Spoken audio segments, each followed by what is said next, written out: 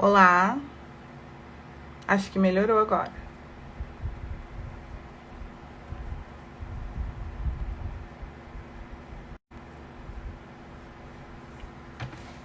Olá, melhorou, né? Devia ser alguma coisa do Instagram que tava dando eco, não sei porquê, mas eu vou continuar com o fone que eu acho que dá uma garantida assim na qualidade do áudio. Esperar o Djalma entrar de novo. Ele já tá entrando pra gente começar nosso bate-papo. Aí ele se apresenta, nosso super fono maravilhoso. Tô super animada pra bater um papo com ele. Tá entrando. Oi. Oi. Tá legal o áudio? O áudio tá, mas agora voltou a dar eco. Eu não tem computador ligado. Não. Não tem problema. Tá dando eco no negócio? Não, no meu retorno. Mas quando eu tava falando sozinha, tava normal. O pessoal tá reclamando do eco. Quem conhece aí ajuda a gente, que eu não entendo nada de som. Ó, todo mundo falando que tá com eco. Mas não dá pra ouvir, gente? Fica muito ruim.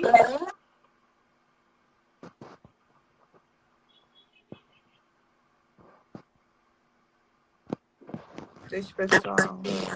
O meu som tá baixo ainda? Vocês não estão conseguindo ouvir? Eu tô te ouvindo. Eu tô de fone, gente. Você tem fone, Djalma? Tenho, mas eu não trouxe. Sem problema.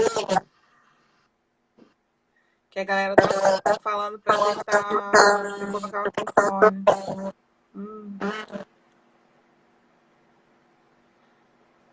Ó, tá todo mundo falando.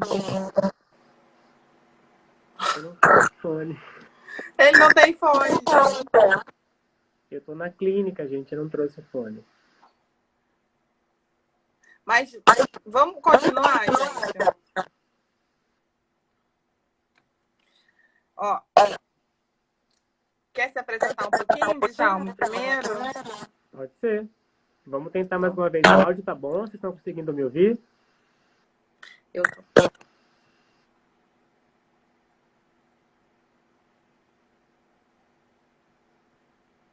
Tá bom? Ó, você... O celular tá com o alto-falante encostado? Não. O alto-falante do próprio celular. Vamos tentar levantar. Peraí. Pode ser que tá em contato com a superfície, né? Não sei.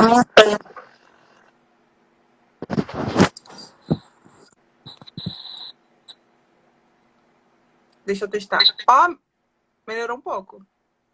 Ah, o cara entende, hein? Agora acho que tá melhor. Melhorou agora? Até a sua voz tá mais clara, Djalma. É porque o celular tava tocando na superfície mesmo, da mesa. Ah, a galera ajudou. Ê! Eu não entendo nada de tecnologia. Obrigado, Enfim. Lucas. Foi o Lucas. Foi, obrigada, Lucas. Bom, então agora eu tô bem aliviado. Vamos começar. Esse é o Djalma, nosso super fono. Quer se apresentar um pouquinho, Djalma? Fala um pouquinho de você. Deixa eu consertar aqui novamente. Eu sou o Djalma, sou formado pela Unijorge, uma universidade lá em Salvador. Eu sou soteropolitano. Me formei no ano de 2010, ou seja, em agosto agora eu faço 10 anos aí de formado. E logo depois que eu me formei, eu sempre tive o desejo de trabalhar com criança. Era um desejo intrínseco assim que eu tinha antes mesmo de saber que eu queria fazer fonoaudiologia. E a minha primeira oportunidade com criança foi com trabalho voluntário, no núcleo de atenção à pessoa com deficiência. E a partir daí eu comecei a aprimorar a minha técnica, porque a gente sai da faculdade ainda muito cru, né? É. Principalmente para neurológico. Eu acho que isso a gente adquire ao longo do tempo, essa mão. Eu falo Uhum. que a mão para fazer controle oral, ela é aprendida, você não aprende do dia para a noite, mesmo depois dos cursos que você faz. E depois tive a oportunidade de fazer o concurso para a Universidade Federal de Sergipe para ser professor lá. E aí eu fiquei 2 anos lá na Federal de Sergipe como professor substituto, onde eu tive uma oportunidade gigante de conhecer, de atuar com muita coisa, porque eu era professor de estágio lá. E, e em paralelo a isso, eu passei no mestrado lá também na mesma universidade, na Federal de Sergipe. Concluí o mestrado em Ciência da Saúde, fiz uma revisão sistemática. E nesse tempo também trabalhando em uma clínica de reabilitação também em Sergipe, na clínica CREA, que é a maior clínica, a clínica de referência ali do estado. Foi também um divisor de águas, porque lá a gente atende todo tipo de caso que chega. É uma clínica de reabilitação infantil, então eu tive a oportunidade de trabalhar com criança o tempo todo. E foi a partir daí que fui desenvolvendo e aumentando as minhas práticas com criança. E nesse meio tempo, né, eu fiquei na CREA durante muitos anos, nesse meio tempo eu senti a necessidade de trazer uma ludicidade para a terapia, já que eu trabalhava com criança. Eu sempre gostei também disso, isso é uma coisa minha, eu sempre gostei de super-heróis, de desenho animado, então eu tentava atrelar esse gosto aí pelas questões mais de ludicidade para a própria terapia fonoaudiológica. Foi quando eu tive a oportunidade de conhecer o superdentista, o Lucas, e ele falou, acho que vai dar super certo lá na sua prática, acho que você deveria investir nisso, talvez seja muito bom. Aí eu falei, eu vou tentar. E aí, inicialmente, a minha ideia era mostrar muito mais os meninos, os pacientes, as crianças ali, né? Uhum. Super-heróis, para trazer dar uma ideia de brincadeira, de trazer o desenho animado para dentro da terapia, sabe? E eu pensei Uhum. que eles adoravam, porque por conta das funções motoras mais prejudicadas, né, das limitações, é um universo mais distante para eles, com relação Uhum. à atividade motora mesmo. E aí eu tive a sacada de levar para a terapia, aí depois do Lucas veio a ideia eu criei o Superfono com essa estratégia também, e hoje isso faz parte da minha prática. E logo em seguida, depois que eu criei o Superfone, eu ainda fiquei um tempo em Sergipe. Tive o convite do Matheus para vir aqui compor a equipe da Neuroeducando. Inicialmente também era para ser por um período determinado de tempo, e aí ele me estendeu o convite, eu acabei ficando aqui. E é outro divisor de águas também, porque é uma clínica que Uhum. me dá um subsídio muito grande para fazer o que eu quero, e parece que casou a estratégia da clínica com o meu pensamento também.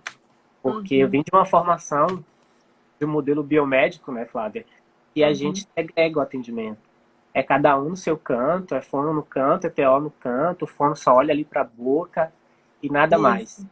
De repente eu venho para a clínica que eu já tinha essa inquietude de modificar esse meio de trabalhar, porque eu estava sempre ali na sala da fisioterapia da minha amiga Cristina. Beijo, Cristina.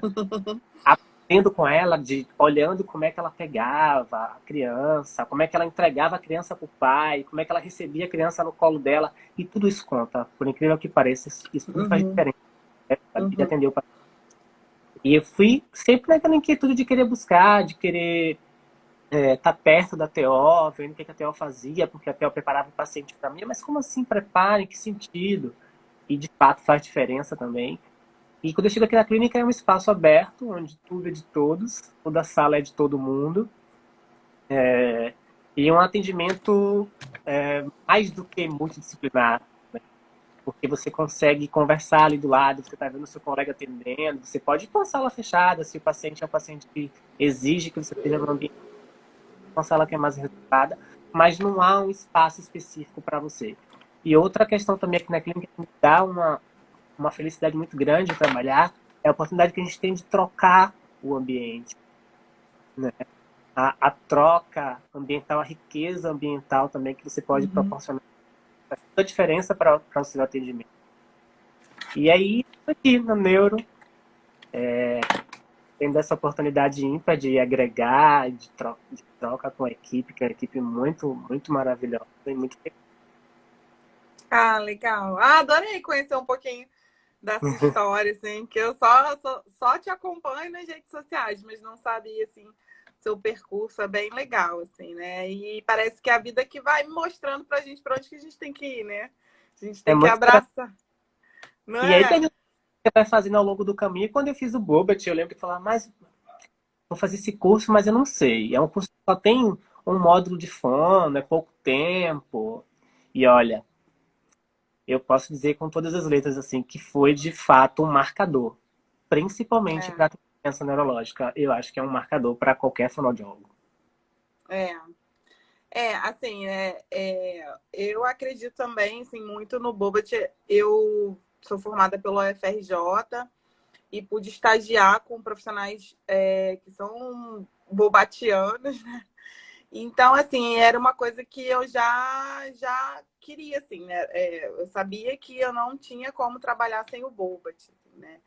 Então, eu tive essa ideia da gente conversar um pouquinho sobre esse conceito, né? Que é um conceito.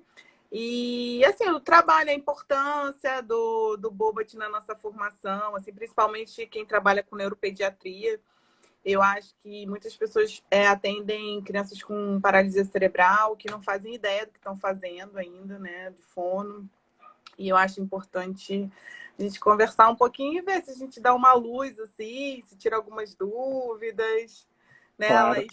Laís fez Bobat comigo, tá falando que Bobat é vida. A gente fica realmente bem apaixonado, assim, pelo conceito, né? E, assim, é...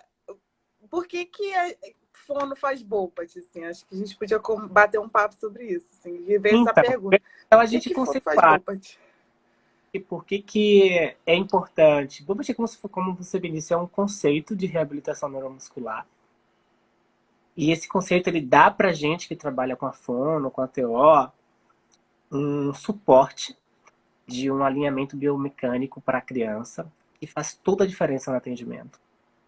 Uhum. Então, é completamente diferente, por exemplo, de você trabalhar com a criança disfática, uma criança com dificuldade de deglutição, uma criança deitada no chão, ou uma Uhum. criança deitada na parede, e você conseguir manusear essa criança. Fazer um manuseio que facilite essa biomecânica, que facilite esse equilíbrio postural para a criança. Porque é como a gente está acostumado a falar, eu sempre falo isso, vocês já experimentaram beber água deitados, comer, Uhum. comerem, né, de maneira mais torta, sem um alinhamento correto? É impraticável, é muito mais difícil. Uhum. Então, a gente, de uma formação mais antiga, eu acredito que os novos não têm esse pensamento, espero que não, vem de um pensamento de divisão, né? A gente pensa ali sempre na boca, fono, só cabeça e pescoço, sem lembrar que o paciente ele tem um corpo, ele tem um pé, ele tem uma perna, ele tem um braço, ele tem um abdômen, ele tem uma cabeça que está alinhada em toda essa estrutura. E não tem Uhum. como a gente pensar somente na boca. Uhum. A criança, a pessoa, não é feita somente de cabeça e pescoço. E aí vem esse conceito maravilhoso aí, feito pela Berta e pelo marido dela, que nos dá a possibilidade de um alinhamento biomecânico, né, de fazer uma avaliação detalhada de funcionalidade dessa criança, de montar um planejamento terapêutico a fim de estruturar e de trazer função para essa criança. Então, é, eu acho que a pergunta deveria ser como trabalhar o Bobat para É. criança com desordem do sistema nervoso central, gente. É a melhor coisa, eu acho que eu sou suspeito para falar do Bobat, mas eu não consigo imaginar uma atuação que seja diferente disso. É. Assim, quando eu fiz o curso, eu fiz com a Tereza aqui no CERN, no Rio de Janeiro. E assim, é sensacional, é transformador. E uma coisa que me marcou muito foi, assim, que eu quando eu recebi uma criança, assim, da mesma forma que você trabalha, eu também trabalho numa clínica interdisciplinar, que é uma equipe muito unida, que troca bastante. Mas, assim, eu sempre pensava, eu olhava a criança, né, como um todo, mas eu pensava assim, já veio da FIS, já veio um pouco mais preparado. E aí a Tereza desconstruiu isso na minha cabeça, assim, né? Eu aprendi muito com ela. Que assim, a gente também tem que preparar esse tronco, a gente também tem que preparar essa parte da cintura escapular, a gente também tem que preparar pescoço para daí sim chegar na boca. Então, assim, a criança vem da físio, mas, Preparar mas é, onde é que a gente onde que na universidade falaram pra gente da importância do pé. do pé, a anatomia de pé, estudei muito anatomia de pé no Aí Bobat. pra falar, mas tentem deglutir com o pé flutuando. Agora Isso. coloca o pé no chão. Agora coloca o pé no chão, Faz uma força enorme, né, palmar para poder deglutir. Então tá tudo interligado, como você disse, não tem como chegar na boca sem passar nas estruturas que vêm Não antes tem. dela. Não tem. E é um curso muito gostoso de se fazer também, né? Assim, fora isso, é bem, bem legal. As turmas ficam bem próximas, unidas, né? Porque é denso. É um curso de 8 semanas, assim, é um curso denso, assim, aqui no Rio, pelo menos é assim. Então a turma fica unida. A gente tem um grupo que não se desfaz, né? Assim, no WhatsApp sempre trocando, enfim. Legal, assim, é isso. Aí deixa eu ver aqui que tem mais umas. Tem pergunta de comunicação alternativa, mas eu vou tentar deixar para o final, porque foge um pouquinho da temática. E deixa eu ver aqui. Tá. Vamos falar um pouquinho assim de planejamento terapêutico, assim, né? Sempre pensando na criança com disfunção neuromotora ou na síndrome de Down, crianças com alguma questão neurológica, né? Assim, como é que o Bobat influencia no nosso planejamento terapêutico, a questão da ludicidade, conversar, assim, como é que é feito o seu planejamento terapêutico? Fala, eu tô te colocando. Flávia, travou um pouco para você concluir. Tá. Para você falar um pouquinho do seu planejamento terapêutico. Assim, como é que você faz? O que o Boba te interferiu, assim, para você fazer seu planejamento? Como é que é isso, assim?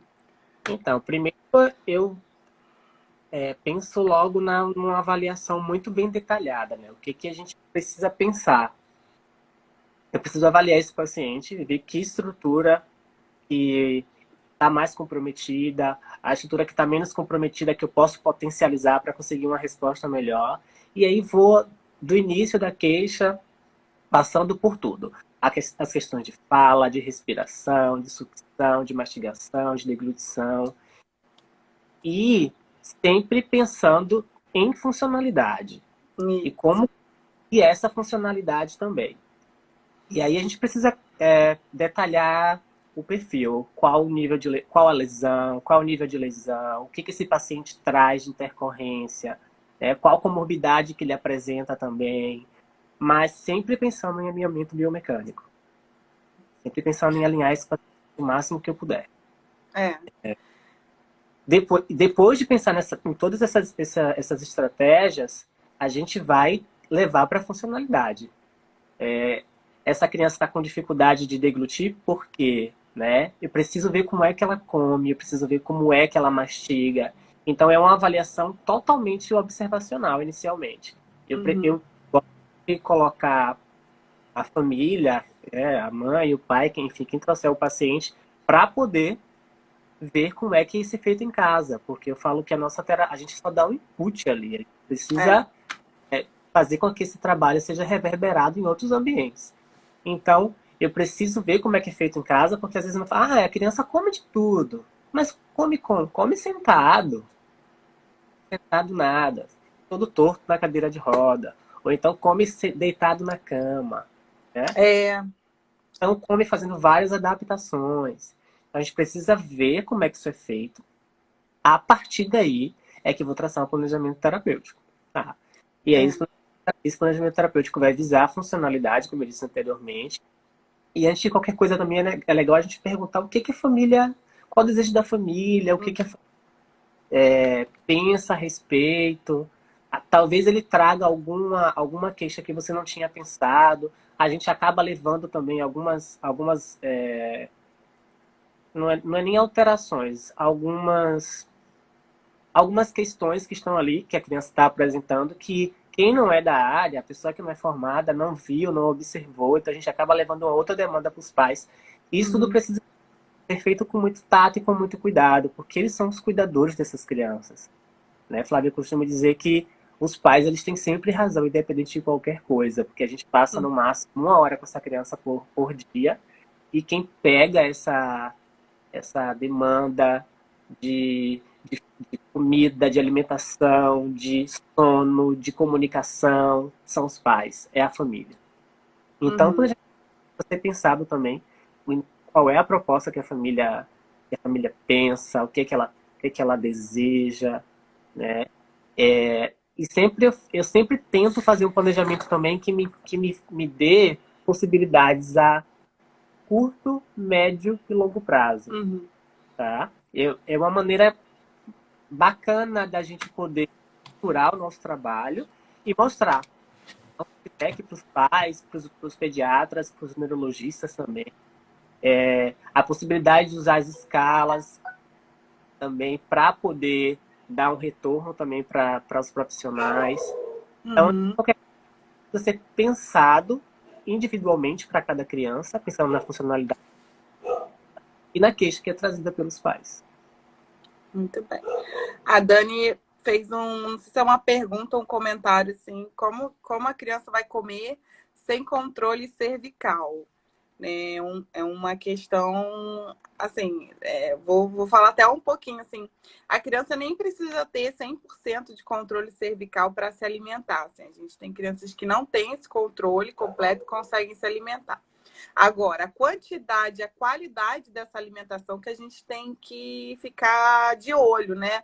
Às vezes a criança não vai fazer essa ingesta 100% via oral, né? Ela vai manter só esse comer pela boca, que a gente chama, né? De uma parte mais gustativa, um estímulo, né? Mais do sabor em si, né? Mas a parte da ingesta que vai manter essa criança nutricionalmente pode ir por uma via alternativa, uma gastrostomia, enfim. Ou tem crianças que têm um controle mais ou menos e comem melhor, mas assim, dependendo do nível dessa criança, né? Se for uma criança com paralisia cerebral, né? Se for um nível 5, um nível 4, né? Do GMFM, fica mais complicado manter isso a longo prazo.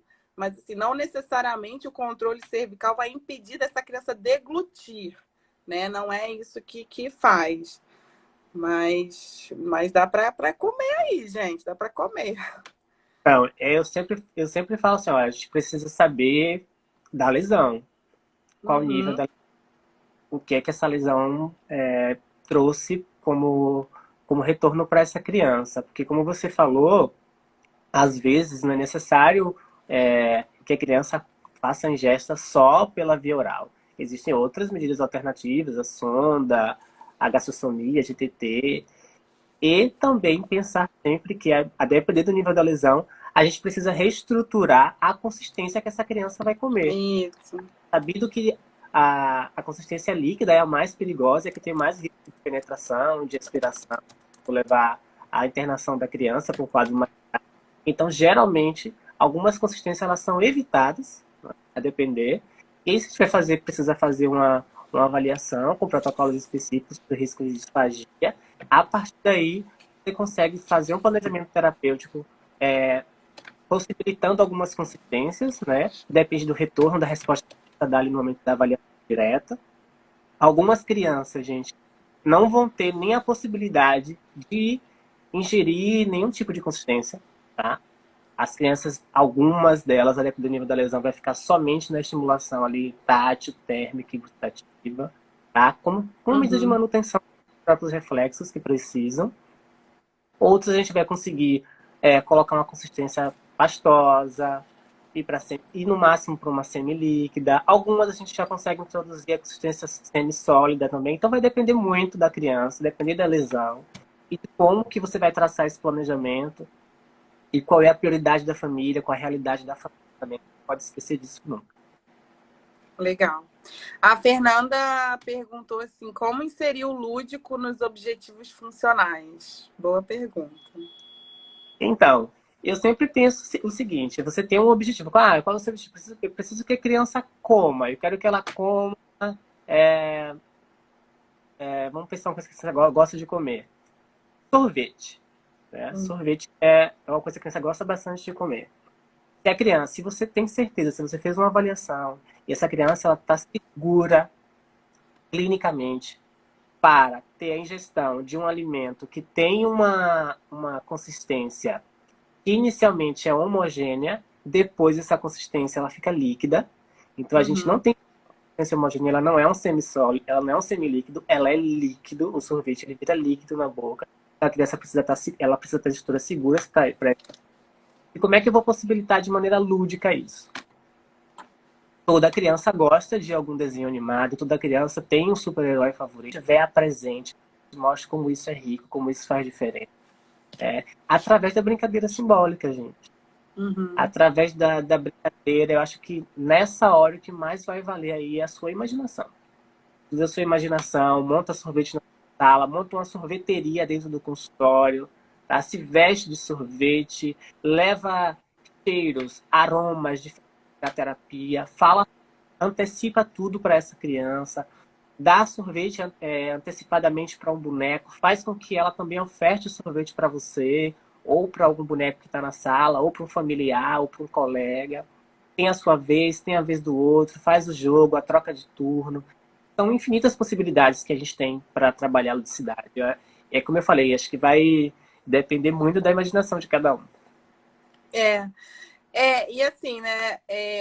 Acho que as pessoas costumam muito separar a parte de MO de linguagem, né? E assim, quando a gente fala de criança, não existe essa separação. É o tempo todo estimulando os dois. Se a gente está fazendo uma terapia com um objetivo funcional para MO, a gente tem que levar em consideração o nível linguístico, o nível de linguagem dessa criança, né? Então, assim, se a criança é o que você falou, gosta de super-herói, a gente tem que trazer esse tema. Até a Laís falou aqui, criar um tema para cada terapia. A gente tem que trazer o tema para desenvolver essa linguagem. Eu acho que esse conceito assim de só de MO é muito antigo, assim, de só trabalhar a boca, sucção no canudo, mastigação, e esquecer que isso é uma brincadeira. Para a criança tem que ser prazeroso. Até para aquilo evoluir, para fazer um engrama, né? Para se aquilo gera um afeto, se é prazeroso, é afetivo para a criança, ela aprende. Se é maçante, ela vai ficar ali sessões e sessões e sessões até conseguir uma evolução motora. Né? Então, assim, a gente tem que... Legal... Pode falar. E o legal é que a gente pode favorecer, olha só, a gente tem a possibilidade de trabalhar motricidade oral, linguagem, fala, numa terapia só. E acho que poucas profissões têm essa riqueza de possibilidade que a fonoaudiologia tem. E no paciente, né, com alteração no sistema nervoso central, em especial, porque a maioria deles vão ter várias alterações. Então, como bem a colega falou, toda terapia precisa sim de uma estrutura lúdica. Porque a criança vai se apropriar, né, vai ser muito mais fácil ela aprender.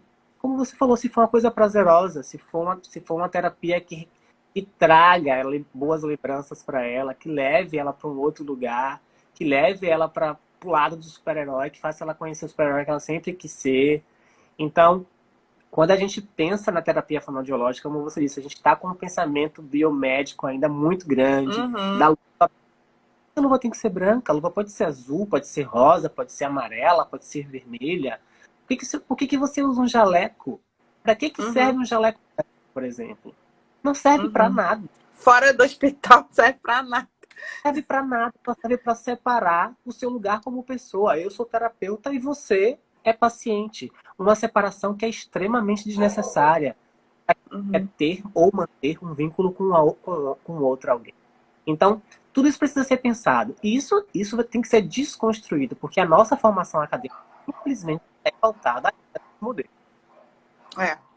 E é em caixinhas, né? Então, você faz um ambulatório de MIO, você faz um ambulatório de áudio, você faz um ambulatório de voz, um ambulatório de linguagem.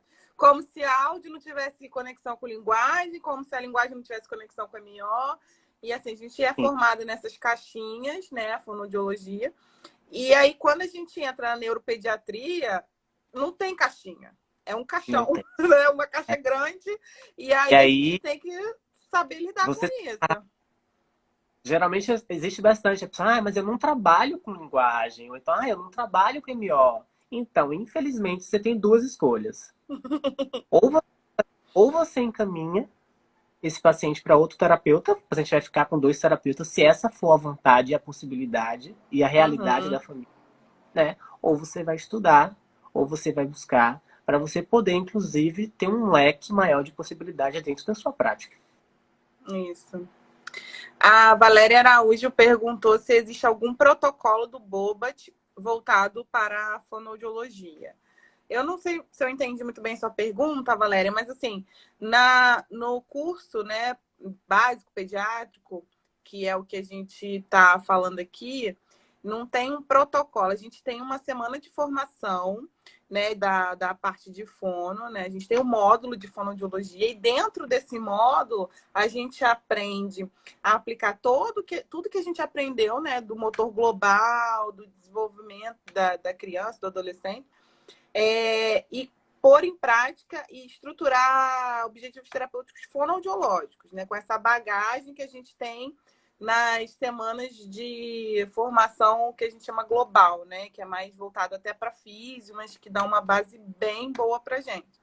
Aí a gente tem as técnicas que são aprendidas, os manuseios voltados para fono, mas não tem um protocolo específico, assim. Não sei É, se eu respondi. na verdade, como você falou, existem os módulos específicos. A gente tem o módulo da físio, que é riquíssimo, que é super necessário, porque Uhum. são informações que você não tem durante a sua estadia na academia e que vai fazer toda a diferença depois. Porque você precisa discutir caso com seu colega, com o fisioterapeuta, com o terapeuta ocupacional, com o neuropediatra, com o pediatra. E você não vai ficar se atendo o tempo inteiro somente falando de. Até porque você vai precisar justificar o que acontece de alteração da criança. E você vai Uhum. precisar saber os termos, você vai precisar saber o que está acontecendo na perna, no quadril, na coluna. Então, são conhecimentos extremamente necessários. E depois a gente tem o módulo da TO, também é um módulo riquíssimo, a gente consegue agregar bastante. Nosso trabalho, junto com a terapia ocupacional, faz uma diferença enorme na criança, porque a gente consegue agregar algumas estratégias da terapia ocupacional dentro da terapia fonoaudiológica, lembrando que você, enquanto fonoaudiólogo, vai usar estratégias da terapia ocupacional para Uhum. o fonoaudiológico, né? Que existe Uhum. uma loucura aí de mercadológica com relação a isso. Eu sempre falo que há espaço e há para todas as pessoas, todas as profissões. A gente já tem coisa demais para fazer, para querer fazer do colega. Então não tem motivo para isso. E aí, no módulo da fono, a professora ela discorre sobre as diversas áreas, todas as áreas da fonoaudiologia, né, em especial da, da, da neurofuncional, e nos dá a possibilidade de trazer algumas técnicas e manuseios, como a Flávia falou, para poder auxiliar o paciente com lesão neurológica. Mas não existe nenhum protocolo específico para a fono poder avaliar. Geralmente a gente usa os protocolos já existentes, né? Existem vários protocolos para avaliações específicas, Uhum. mas não tem nenhum protocolo, por exemplo, do Bobat, mas isso não é só para a fonoaudiologia. Não tem para nenhuma área. Isso aí. A Angela está falando aqui que a gente pode usar protocolos como o PED, o GMFCS. O E assim, PROC, todos os protocolos a gente vai usar na nossa avaliação normal de fonoaudiologia. Tanto protocolos que a fisioterapia usa, a gente pode usar como base, alguns a gente não pode GMFM, aplicar. você A, falou, a gente pode usar como base, e os de fono todos a gente pode usar, né? A Dani falou que o sonho é trabalhar numa equipe multi. Eu acho que é um sonho de todo mundo, né? é Que um é muito bom, é muito bom. Eu amo minha equipe, a nossa equipe sabe disso. Assim. E assim, né? O Bobat, a gente postura, se for para trabalhar com a criança sentada, a gente sabe sentar direito, sabe ficar em pé direito. Agora, vamos falar um pouquinho da criança que tem um prognóstico de fala, assim, né? Da criança que não é muito, não tem uma questão motora tão grave, que tem um prognóstico de fala. E assim, né, a gente tem formação do prompt e eu vejo que eles são muito integrados, assim, né, os conceitos, assim, a ideia, né, Realmente, a assim, e eu estou muito encantada, assim, né, com a possibilidade de usar o Bobat e o Prompt, assim, crianças com prognóstico de fala favorável. E eu queria saber se você tem essa experiência, assim, se você tem crianças aí, assim, que você usa. Fala um pouquinho, que eu vejo seu trabalho, eu fico encantada. Fala um pouquinho. graças a Deus, quando eu vim para cá, já existia uma fonoaudióloga aqui e existia uma carência para demanda de algumas áreas específicas da fono. E uma delas era a apraxia de fala e também uma fono que trabalhasse dentro do método Bobat. E eu tive a felicidade de poder resgatar esses pacientes para trabalhar, para poder intervir com eles. E eu pude colocar em prática toda essa bagagem que eu peguei nesse curso. Eu fiz o prompt já faz, se eu não me engano, uns 5 anos, mais ou menos. E ele me trouxe um diferencial muito grande. Por quê? Porque ele nos possibilita uma reestrutura, na verdade, de aquisição que a gente não pensava antes, né? É um modelo que não é fácil. Eu sempre falo assim, ó, gente, é difícil fazer uma avaliação baseada no método, porque ela é muito descritiva, você precisa ter um conhecimento muito grande e uma experiência muito grande. E é de que a formação, ela não é barata, é uma formação cara, né? É uma formação em dólar. Quem nos dá a aula é uma mexicana, então você precisa ter um conhecimento pelo menos prévio, básico em espanhol, para poder compreender. E não é tão extenso, são 3 dias de curso, o primeiro, o segundo também, eu fiz o nível 2, né? Eles têm a mesma durabilidade, mas o que eu estava dizendo do método? Ele traz uma possibilidade de reestruturação e de hierarquia de aquisição de fala. Então, você esquematiza primeiro o que você vai fazer a partir do que a criança lhe traz. E sempre trazendo, sempre potencializando o que ela tem, já o que ela já traz para você como modelo. Por que eu Não, falo pode que falar. você prévia para poder atuar com o prompt? Porque ele não é um modelo invasivo, não é um método invasivo, mas você precisa ter contato físico com a criança, né? Você precisa pegar na criança, você precisa fazer os prompts, que são movimentos com a mão, né, na boca, para poder facilitar o movimento dos fonemas que a criança precisa apresentar no repertório fonético dela. Então, algumas crianças ainda têm traz pra gente, né? Você pode falar da sua experiência também, traz pra gente alguma. Opa, calma, não é bem assim. Ainda tem alguma resistência. A gente trabalha com um público muito grande de crianças no transtorno do espectro autista e algumas delas trazem essa característica aí de evitar o toque, né? Tem uma hipersensibilidade ou uma hipossensibilidade nas estruturas orofaciais. Então, requer um conhecimento prévio também de motricidade, né? De fala, de experiência, inclusive para se diagnosticar a apraxia de fala. Isso aí. E assim, o legal assim da gente repensar essa aquisição a hierarquia de aquisição é que a gente vai pensando na base e na teoria multissistêmica, assim, que o desenvolvimento não é linear, né? Ele vai ganhando aquisições e aquilo se mistura e algumas coisas que precisam ser revistas antes para ganhar depois. Realmente bem interessante e me completou bastante. Foi uma formação também que me completou bastante. É muito bom.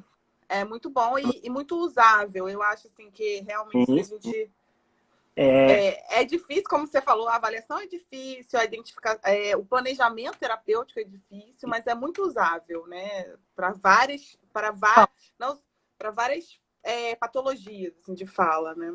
Para a gente falar com propriedade, né, Flávia, a gente precisa conhecer, a gente precisa ter conhecimento prévio para isso. Então não tem como eu falar de um método que eu nunca fiz, que eu não conheço. Uhum. Eu posso até falar o que eu acho que é um método, mas vai ser uma fala no rasa, né?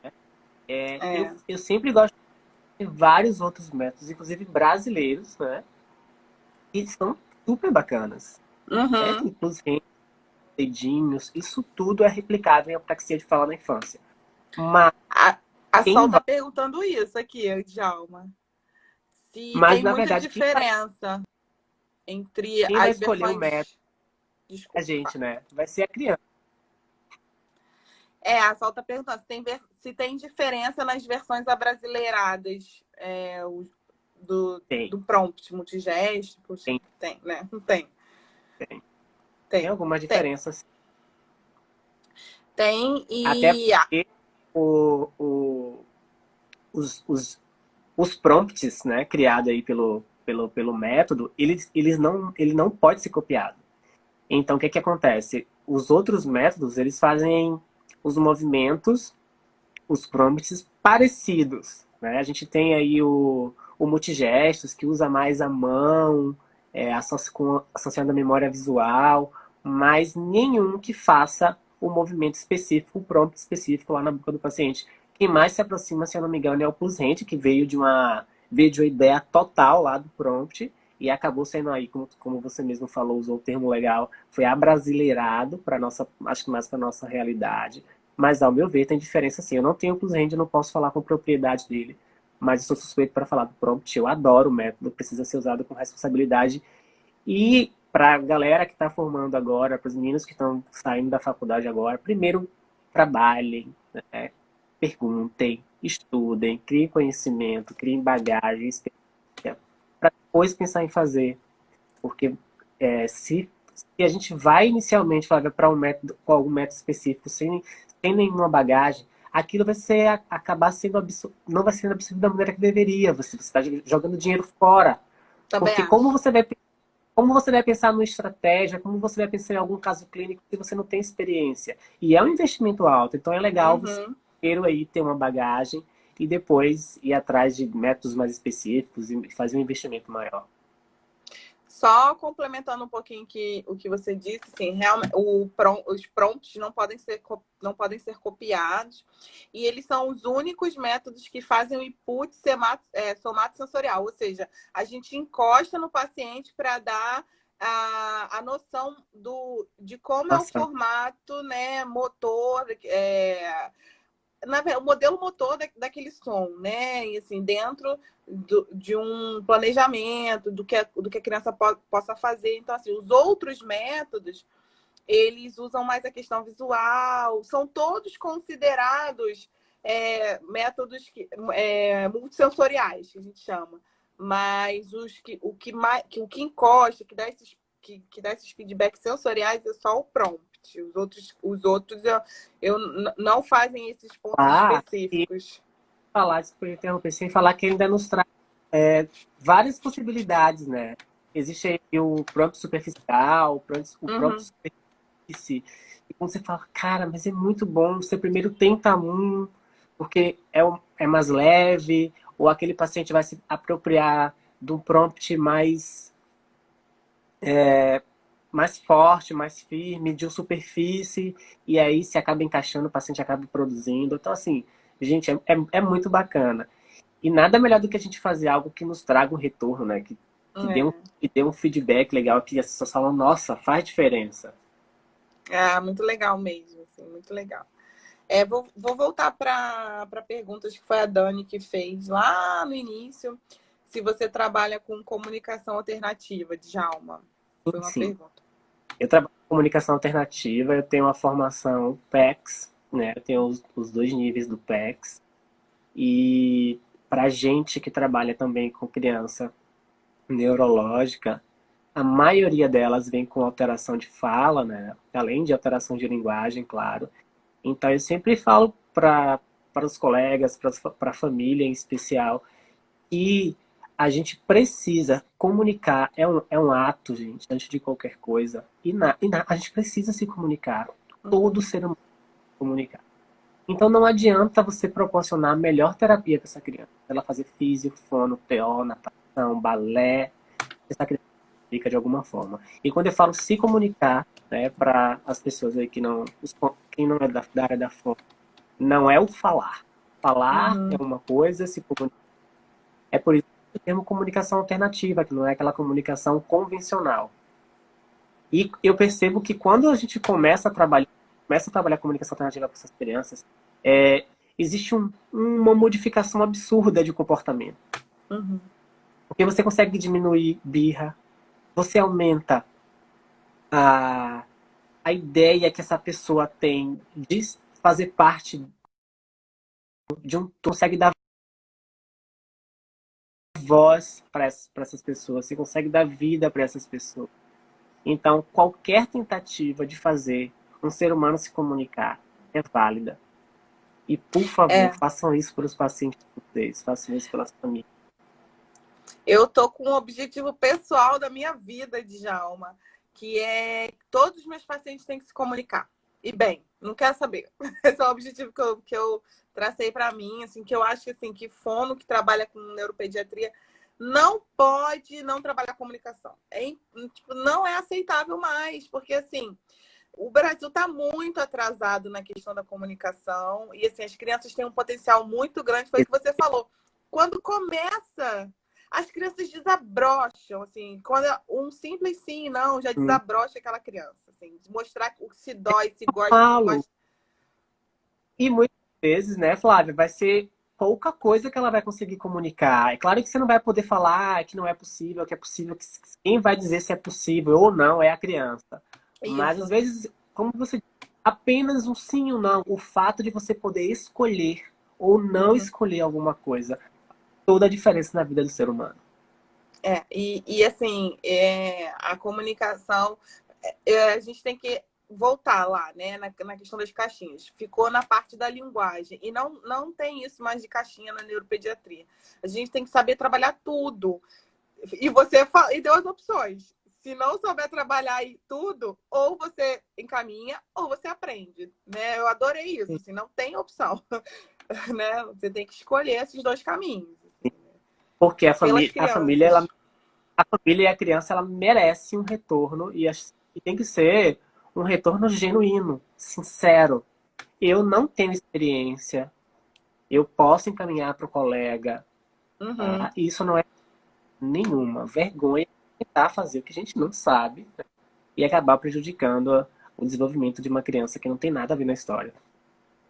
Lá na clínica a gente não usa PEX, a gente usa o POD. Né? A gente fez o curso, as fonos fizeram o curso com a Alessandra Buozzi, do Clarear. E esse é um curso também maravilhoso. E mudou o jeito de a gente estruturar até a clínica, né? Então a gente tem um trabalho lá na clínica que a clínica está toda sinalizada com os símbolos, né, da comunicação. E aí, assim, as crianças olham, se identificam e estão cada vez mais comunicativas. Isso é muito gostoso. Todo mundo está envolvido, as físicas estão envolvidas, o pessoal do administrativo, assim, já Muito bom, gosta, quer saber. E é muito muito bom. bom, assim, Muito bom você falar isso, né? porque aqui quando eu cheguei também, existe aí ainda existe muito preconceito, principalmente, infelizmente, né, dos próprios profissionais de saúde, que acham que isso é coisa só de fono. Então, É, não faz sentido nenhum a gente fazer um planejamento, inserir o paciente na comunicação alternativa, se não for para ele comunicar com o universo, se não for para ele comunicar com todo mundo. Então, todo mundo precisa se debruçar, a equipe inteira precisa se debruçar diante disso. Aqui na clínica eu comecei pela recepção. Coloquei um PEX. Você pode falar para o paciente esperar. Aí eu falei para o pessoal da recepção, com a galera toda, posso fazer? Pode colocar. E aí comecei assim. Hoje a TO, que foi fazer o MIG, já veio com a ideia formada, vamos implementar, vamos falar assim, por favor, me ajude, porque a gente precisa somar força. Então, uhum, se a nossa equipe, se a equipe que a gente trabalha já tem um pensamento que casa com o nosso, facilita muito o processo. muito legal. Deixa eu ver se tem, acho que não tem mais mais nenhuma pergunta. Eu acho que a gente pode finalizar. Você tem mais alguma contribuição? Então, Que eu ficou queria falar faltando? da realidade aí dos protocolos, de como é que vocês estão com... Que aí também tem o Train, o MIG, né? É, a gente faz o trainee, não sei, nunca sei falar direito, mas o MIG não. O MIG não. A MIG E ainda a não gente, tem. não, ainda não tem. Eu sei que você é instrutor do MIG, né? Sim. Você vai dar um curso pra gente, então lá vai vir pro Rio de Janeiro aqui. Ai, tomara, tomara. É, e a gente usa, a fisioterapia usa o protocolo do TheraSuite, né? O protocolo intensivo.